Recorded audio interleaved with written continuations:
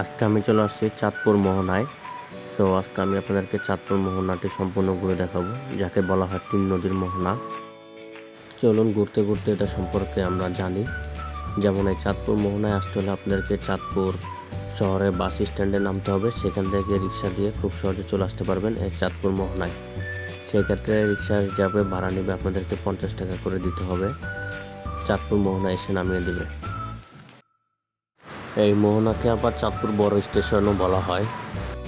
আর এই বড় স্টেশনের পাশে রয়েছে চাঁদপুর রেলওয়ে স্টেশন এবং রয়েছে মাছের আড়ত, এবং কিছু দূর হেঁটে গেলে পাবেন চাঁদপুরের বিখ্যাত তিন নদীর মোহনায়, যেখানে একসাথে মিলেছে মেঘনা নদী, পদ্মা নদী আর ডাকাতিয়া নদী।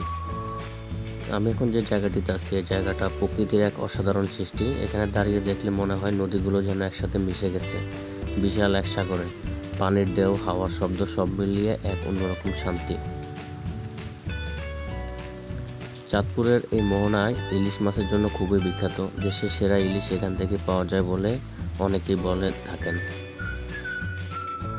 এখানে বিকেলের সময়টা সবচেয়ে সুন্দর। সূর্যাস্তের সময় আকাশের রং আর নদীর ঢেউ একটা অসাধারণ দৃশ্য তৈরি করে। পর্যটকদের জন্য এটা একটা পারফেক্ট রিল্যাক্সিং স্পট।